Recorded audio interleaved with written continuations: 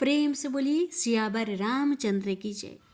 प्यारे भक्तों, आज है पौष मास की शुक्ला पक्ष की मंगलवार का दिन। मंगलवार का दिन भगवान हनुमान जी को समर्पित माना जाता है। इस दिन हनुमान जी की पूजा अर्चना करने का विशेष महत्व है। धार्मिक मान्यता है कि मंगलवार को हनुमान जी की पूजा करने से जीवन में आने वाले संकटों से छुटकारा मिलता है और सभी कामों में सफलता मिलती है। मंगलवार को हनुमान जी के साथ साथ मंगल देव की भी पूजा की जाती है। बजरंग बली को कलयुग का देवता माना जाता है और ऐसा माना जाता है कि उनके आशीर्वाद से हर मुश्किल काम आसान हो जाता है। मंगलवार के दिन हनुमान जी को गंध, सिंदूर, कुमकुम, चावल, फल और फूलों का हार चढ़ाना चाहिए। राम दरबार के सामने हनुमान जी का ध्यान करने से श्री राम की कृपा मिलती है। ध्यान करने के बाद हाथ में लिए पुष्प और अन्य सामग्री हनुमान जी को अर्पित करनी चाहिए। मंगलवार के दिन बाल काटना, दाढ़ी बनाना और नाखून काटने से बचना चाहिए। ऐसे करने से मंगल देव और हनुमान जी नाराज हो सकते हैं। अब आइए भक्तों, हम पहले श्रवण करेंगे मंगलवार हनुमान जी की कथा और फिर आगे श्रवण करेंगे पौष मास कथा अध्याय 23। प्रेम से बोलिए सियावर रामचंद्र की जय। पवन पुत्र हनुमान की जय। व्यास जी ने कहा, एक बार नैमिषारण्य तीर्थ में 80,000 मुनि एकत्र होकर पुराणों के ज्ञाता श्री सूत जी से पूछने लगे, हे महामुने, आपने हमें अनेक पुराणों की कथाएं सुनाई हैं। आप कृपा करके हमें ऐसा व्रत और कथा बताइए जिसके करने से संतान की प्राप्ति हो तथा मनुष्य को रोग, शोक, अग्नि, सर्व दुख आदि का भय दूर हो, क्योंकि कलयुग में सभी जीवों की आयु बहुत कम है। फिर इस पर उन्हें रोग, चिंता के कष्ट लगे रहेंगे तो फिर वह श्री हरि के चरणों में अपना ध्यान कैसे लगा सकेंगे। श्री सूत जी बोले, हे मुनियों, आपने लोक कल्याण के लिए बहुत ही उत्तम बात पूछी है। एक बार युधिष्ठिर ने भगवान श्री कृष्ण से लोक कल्याण के लिए यही प्रश्न किया था। भगवान श्री कृष्ण और युधिष्ठिर का संवाद तुम्हारे सामने कहता हूँ, ध्यान देकर सुनो। एक समय पांडवों की सभा में श्री कृष्ण जी बैठे हुए थे।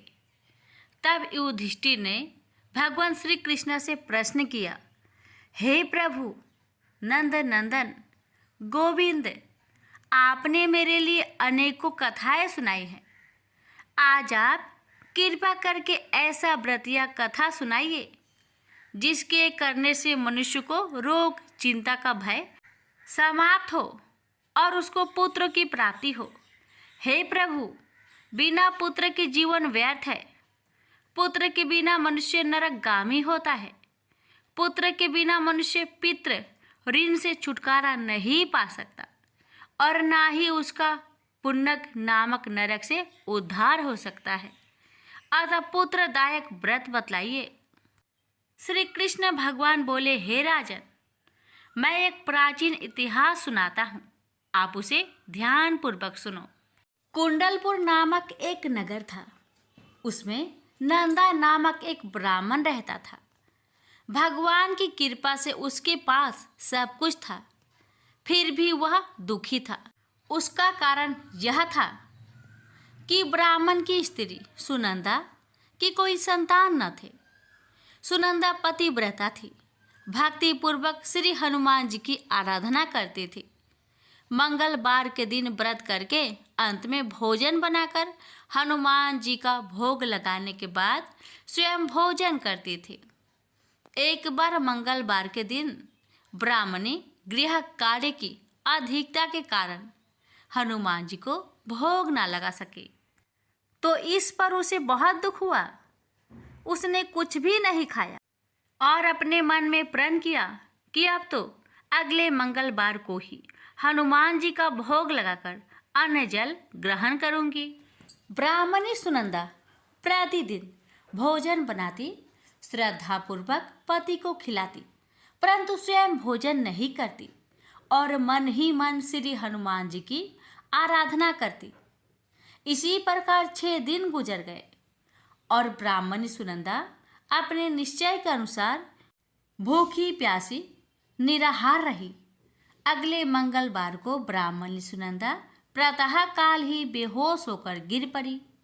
ब्राह्मणी सुनंदा की इस असीम भक्ति के प्रभाव से श्री हनुमान जी बहुत प्रसन्न हुए और प्रकट होकर बोले, सुनंदा, मैं तेरी भक्ति से बहुत प्रसन्न हूँ, तू उठ और वर मांग।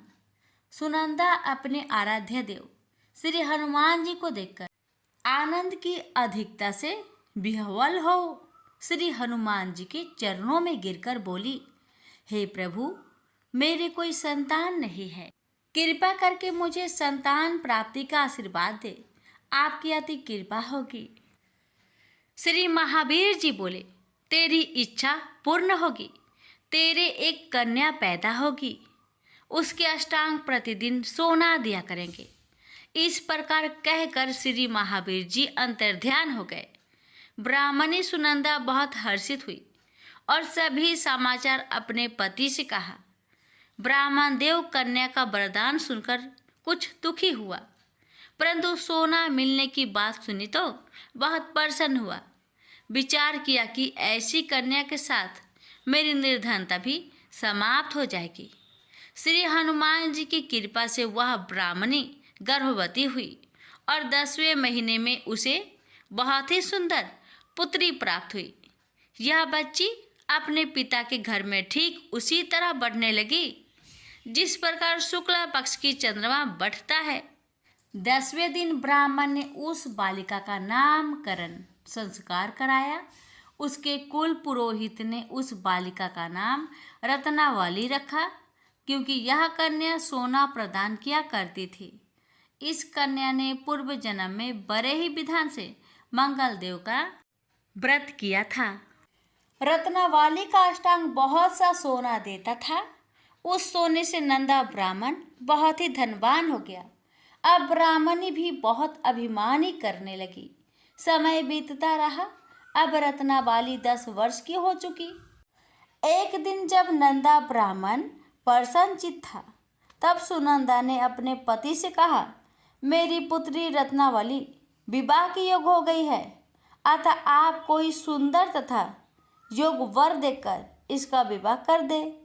यह सुन ब्राह्मण बोला, अभी तो रत्नावली बहुत छोटी है। तब ब्राह्मणी बोली, शास्त्रों की आज्ञा है कि कन्या 8वें वर्ष में गौरी, 9 वर्ष में रोहिणी, 10वें वर्ष में कन्या, इसके पश्चात रजवाला हो जाती है।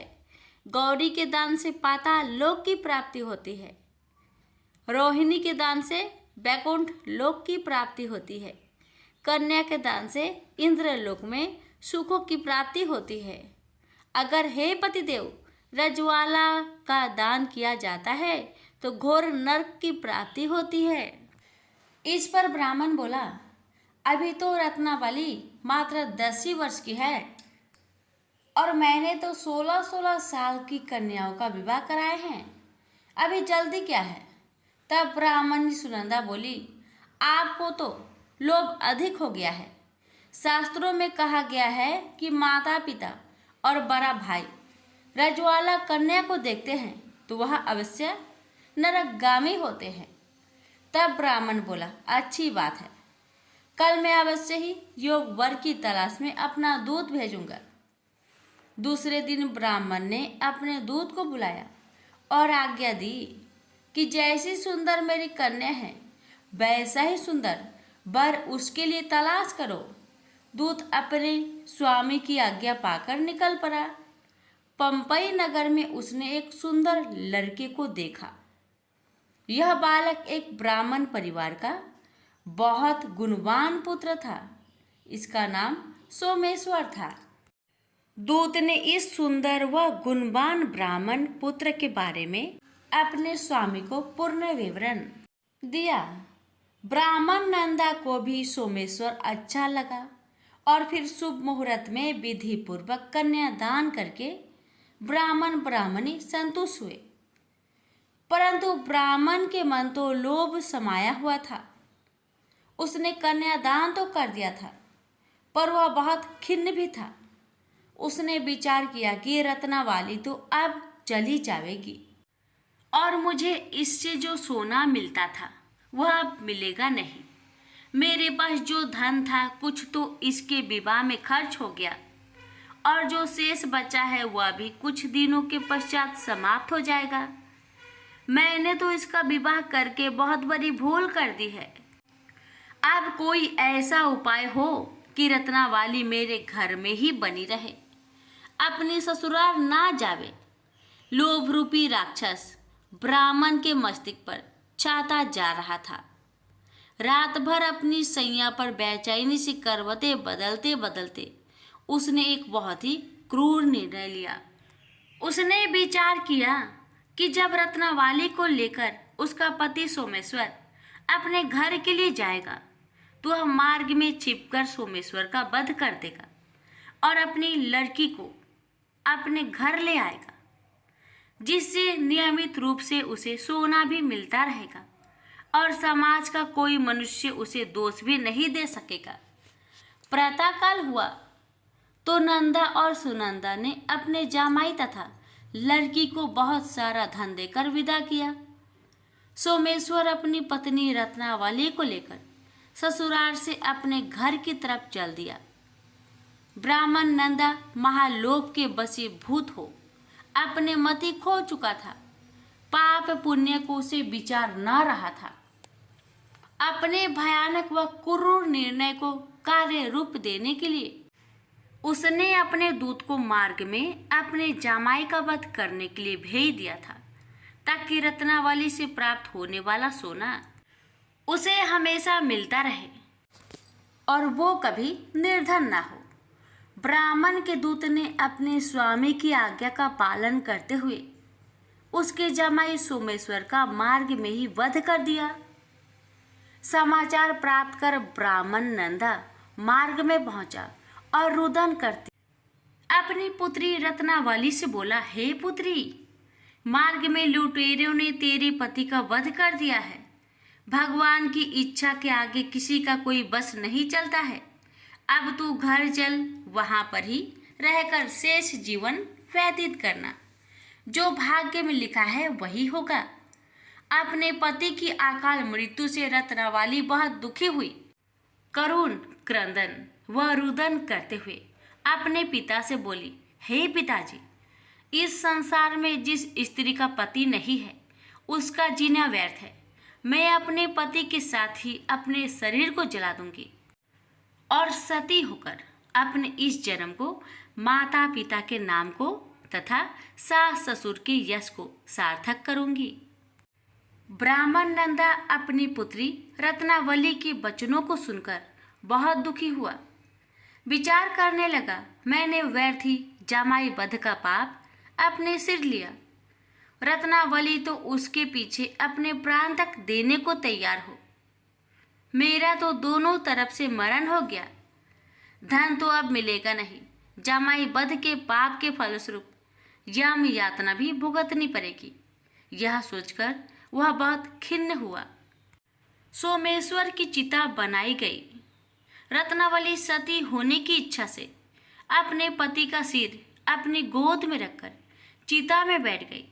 जैसे ही सोमेश्वर की चिता को अग्नि लगाई गई, वैसे ही प्रसन्न हो मंगलदेव वहां प्रकट हुए और बोले, हे रत्नावली, मैं तेरी पति भक्ति से बहुत प्रसन्न हूँ, तू वर मांग। रत्नावली ने अपने पति का जीवन दान मांगा। तब मंगलदेव बोले, रत्नावली, तेरा पति अजर अमर है, यह महाविद्वान भी होगा और इसके अतिरिक्त तेरी जो इच्छा हो वर मांग। तब रत्नावली बोली, हे ग्रहों के स्वामी, यदि आप मुझ पर प्रसन्न हैं तो मुझे यह वरदान दीजिए कि जो भी मनुष्य मंगलवार के दिन प्रातः काल लाल पुष्प लाल चंदन से पूजा करके आपका स्मरण करे, उसको रोग व्याधि ना हो, सज्जनों का कभी वियोग ना हो, सर्प अग्नि तथा शत्रुओं का भय ना रहे। जो स्त्री मंगलवार का व्रत करे वह कभी विधवा ना हो। मंगलदेव तथास्तु कहकर अंतर्ध्यान हो गए। सोमेश्वर मंगलदेव की कृपा से जीवित हो उठा। रत्नाबाली अपने पति को पुनः प्राप्त कर बहुत प्रसन्न हुई और मंगलदेव का व्रत प्रत्येक मंगलवार को करके व्रतराज और मंगलदेव की कृपा से इस लोक में सुख ऐश्वर्य को भोगते हुए अंत में अपने पति के साथ स्वर्गलोक को गई। प्रेम से बोलिए मंगल देव की जय। मास कथा अध्याय 23। इस अध्याय में आप सभी श्रवण करेंगे चतुर्थ सोपान किष्किंधा कांड की कथा। आज आप सभी श्रवण करेंगे श्री राम की हनुमान जी से भेंट की कथा। पिछले अध्याय में आप सभी ने सुना था कि प्रकृति धर्ममयी और राजमयी हो गई। वन के जीव जंतु अपना स्वभाव भूलकर मौन हो गए।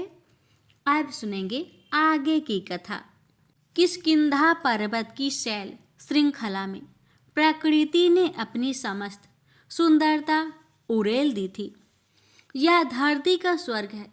किष्किंधा और ऋषिमुख ऐसे दो पर्वत शिखर है जिन्हें एक ऐसे प्राकृतिक सेतु ने जोड़ा था जो देखने मात्र से ही मन को हर्षित कर देता है।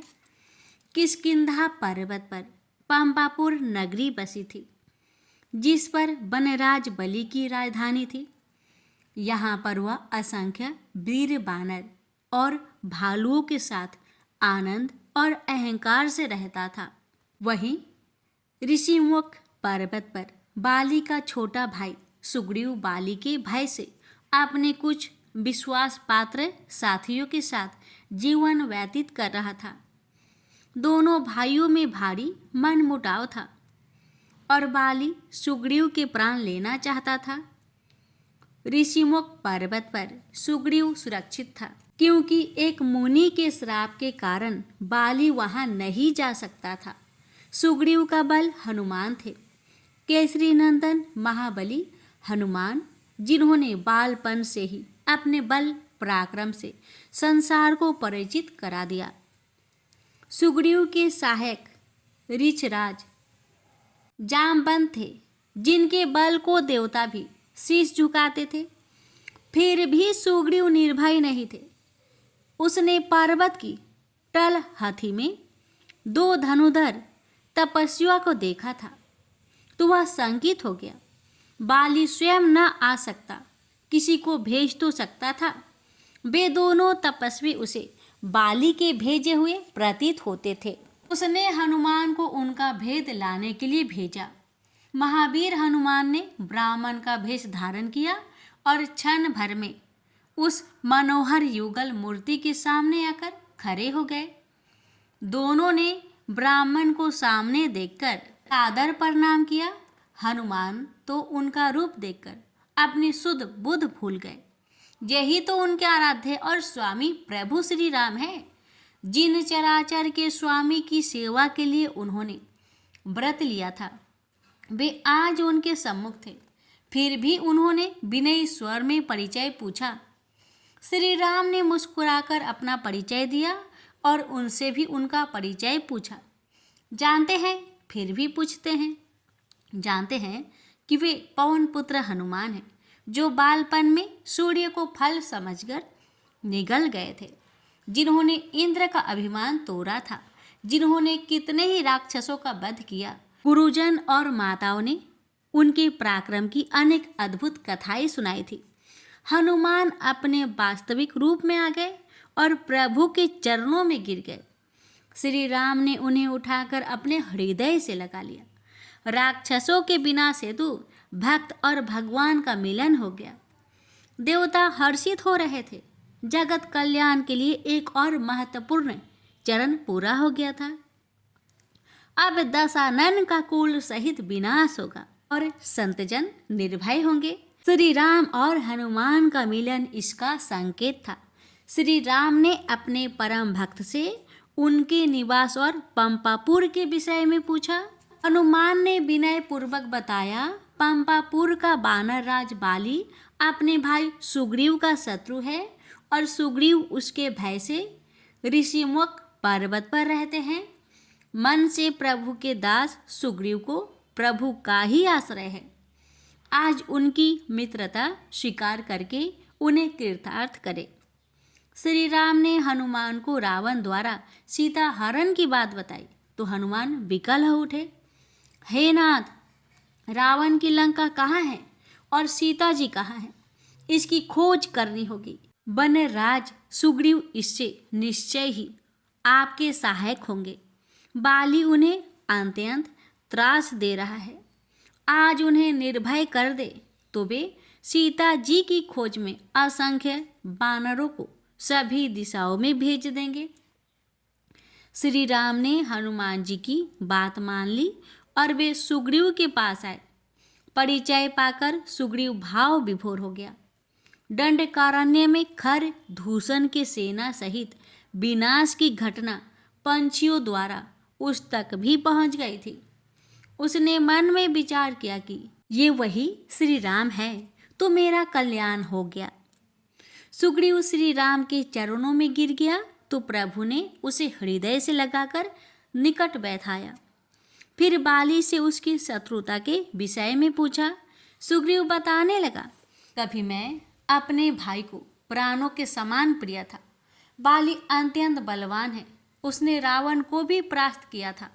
रावण के इस अपमान से दग्ध रावण का लालसा मायावी बाली से प्रतिशोध लेना चाहता था। उसने दुदंभी नाम के अपने एक मित्र राक्षस को भेजा जिसने बाली को ललकारा तो बाली ने उस विशाल राक्षस को क्षण भर में समाप्त करके तिनके के समान फेंक दिया जो ऋषिमुख पर्वत पर जा गिरा था। उसका विराट कंकाल वह देखिए प्रभु। श्री राम ने पर्वत के समान ऊंचे उस अस्थि कंकाल को देखा। सुग्रीव ने आगे बताया, उस समय इस पर्वत पर कुछ मुनिगण तपस्या कर रहे थे जिनमें कई उस कंकाल के नीचे दब गए थे। मुनियों ने क्रोध में भरकर बाली को श्राप दे दिया कि वह कभी ऋषिमुख पर्वत पर आया तो उसके सिर के टुकड़े हो जाएंगे। सुग्रीव कह रहे थे और राम सुन रहे थे। मायावी राक्षस ने दुदुभी की मृत्यु से क्रोध में भरकर एक दिन आधी रात को महल के फाटक पर आकर बाली को युद्ध के लिए ललकारा। बाली किसी भी चुनौती को सुनकर पीछे नहीं हटता। वह मायावी से लड़ने निकल पड़ा। मैंने उसे रोकने का प्रयास किया किंतु वह न माना तो मैं भी उसके साथ चल दिया। दोनों भाइयों को साथ देकर मायावी वहां से भाग लिया, परंतु बाली उसका पीछा कहाँ छोड़ने वाला था। मैं समझाया कि पीठ दिखाकर भागे शत्रु के पीछे जाने में कोई समझदारी नहीं है, परंतु बल के अभिमान में बाली ने ना सुना। मायावी एक गुफा में जा घुसा था तो बाली ने मुझे गुफा के बाहर बैठकर प्रतीक्षा करने का आदेश दिया और स्वयं गुफा में मायावी के पीछे चला गया। मुझे वहाँ प्रतीक्षा करते करते 15 दिन बीत गए। गुफा के अंदर से भांति भांति की आवाजें आ रही थी। अचानक रक्त की धारा बहकर बाहर आई तो मैं घबरा गया। मुझे मृत्यु शोक हुआ कि अवश्य उस राक्षस ने किसी जाल में फंसाकर बाली को मार दिया था। सुग्रीव ने राम को अपनी व्यथा सुनाते हुए आगे कहा, मायावी से बड़ा भय होने लगा था। मैंने एक शिला से गुफा का द्वार बंद कर दिया और नगरी में लौटकर सबको यह अशुभ समाचार सुनाया। सब शोक में डूब गए और फिर मंत्री परिषद ने सर्वसम्मति से मेरा राज तिलक कर दिया। अभी कुछ ही दिन बीते थे कि बाली जीवित लौट आया। उसने मुझे सिंहासन पर बैठा देखा तो क्रोध से भरकर मुझे भूमि पर पटक कर मारने लगा। वह मुझे विश्वासघाती और भ्रातृद्रोही कह रहा था और किसी की कोई भी बात सुनने को तैयार न था। मेरे प्राण संकट में थे। तब मेरी पत्नी तारा अपने जेठ बाली से मेरे प्राणों की भीख मांगने लगी और अवसर पाकर मैं वहां से प्राण बचाकर ऋषिमुख पर्वत पर आ गया। बाली ने मुझ निर्दोष को मारा भी और मेरी भार्य तारा को भी बलपूर्वक अपनी पत्नी बना लिया। सुग्रीव सजल नेत्रों से श्री राम को अपनी व्यथा सुनाकर मौन हो गए। श्री राम की दृष्टि में बाली बल के अभिमान में अविवेकी व अन्यायी तो है, साथ ही व्यभिचारी भी है। अनुज वधू को बलपूर्वक शोणित करना अक्षमय अपराध है। श्री राम उसके वध की प्रतिज्ञा लेते हैं, परंतु सुग्रीव आशंकित है। बाली को मारना सरल नहीं है। उसने दुदुभी जैसे राक्षस को मार दिया था, जिसका अस्थि कंकाल की भय देता है। श्री राम ने खड़े होकर एक ठोकर में उस पर्वत से रिखे अस्थि कंकाल को समुद्र में फेंक दिया। सुग्रीव श्री राम के बल पर संदेह नहीं करता, परंतु बाली का भय हृदय से नहीं निकाल पा रहा था। उसने प्रभु श्री राम को तार के उन 7 वृक्षों को दिखाया जो एक ही सीधे में खड़े थे और प्रत्येक का तना 2-2 गज का था।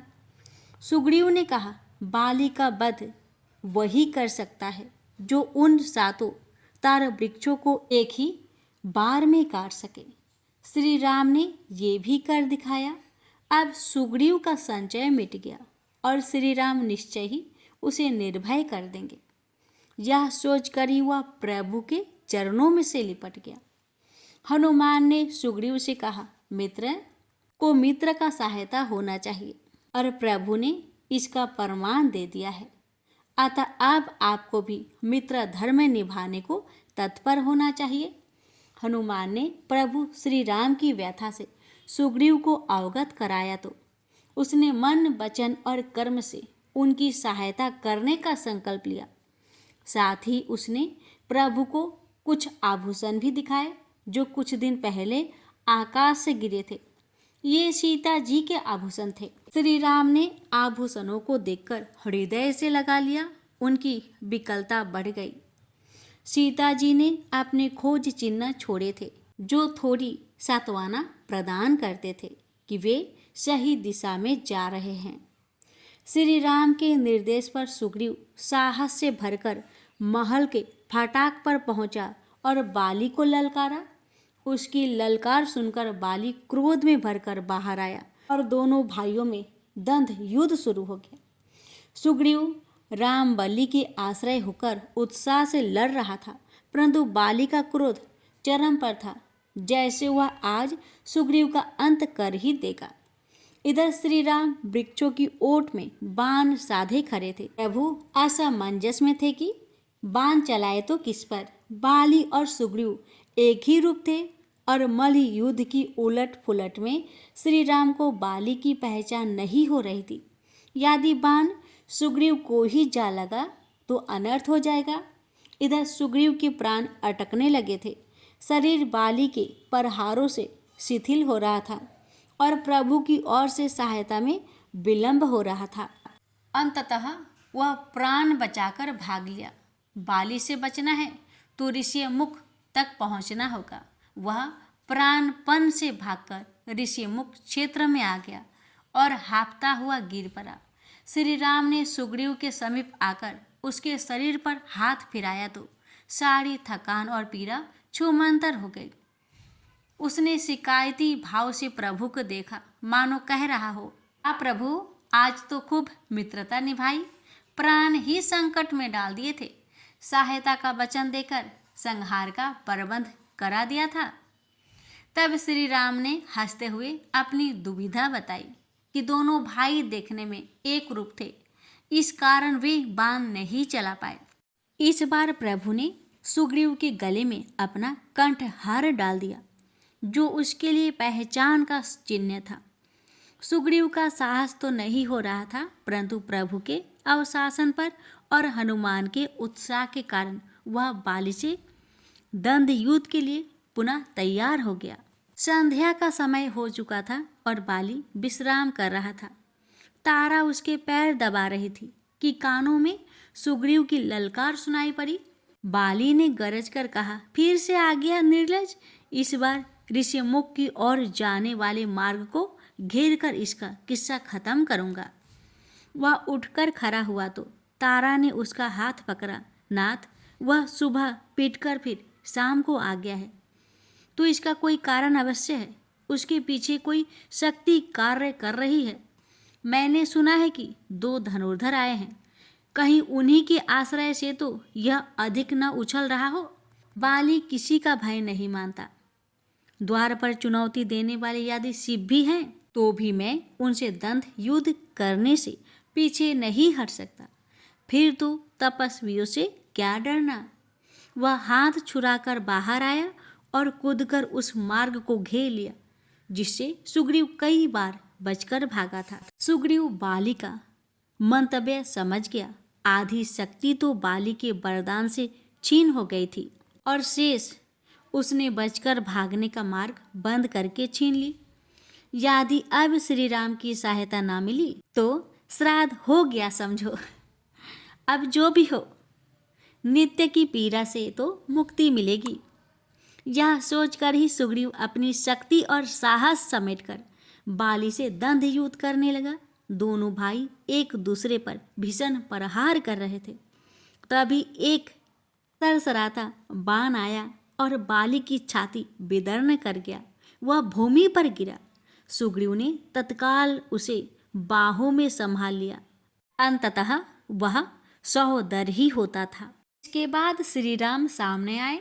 बाली उन्हें पहचान गया और हाथ जोड़कर प्रणाम करते हुए बोला, तो प्रभु आपने यह बाण चलाया, आपकी मुझसे क्या शत्रुता थी और सुग्रीव क्यों प्रिय हो गया? आपने अकारण और वह भी छुपकर वार किया। आपने प्रभुताई सामने से दिखाते तो मुझे कोई दुख न होता। अवश्य सुग्रीव ने सीता जी की खोज में सहायता का अवशासन दिया होगा।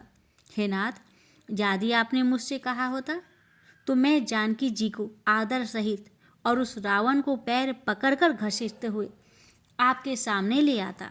श्री राम ने उसकी बात सुनकर उत्तर दिया, बाली, तुम्हें मैंने नहीं मारा है। मैंने नहीं मारा है। जो अपने बल के अहंकार में दोष जाने बिना अन्यायपूर्ण निर्णय लेता है, अनुज बधू से बलात् समागम करता है और यह जानकर भी कि वह मेरे आश्रय में है, भय नहीं मानता, तो ऐसे दुष्ट का वध करने में कोई पाप नहीं। तीनों लोकों के स्वामी भगवान शिव को भी तुच्छ समझकर उनकी चुनौती स्वीकार करने का दंभ भरने वाले शिवद्रोही की ऐसी ही गति होती है। बाली अंत समय में अपने दोष जान गया तो उसके नेत्र से प्रायश्चित के आंसू गिरने लगे। प्रभु के हाथों प्राण जाने पर सद्गति मिलती है, परंतु उसे तो वो भी ना मिली, अन्यथा प्रभु छुपकर प्राण क्यों हरते? करुणा सागर उसकी पीड़ा समझ गए। बाली के मुख पर क्षमा प्रार्थना के भाव देखकर श्री राम ने उसे सद्गति के अधिकारी से वंचित नहीं किया, उसे सहज ही मुक्ति प्रदान कर दी। श्री राम ने विधिवत बाली का दाह संस्कार कराया और उसके पुत्र अंगद को सुग्रीव के संरक्षण में दिया।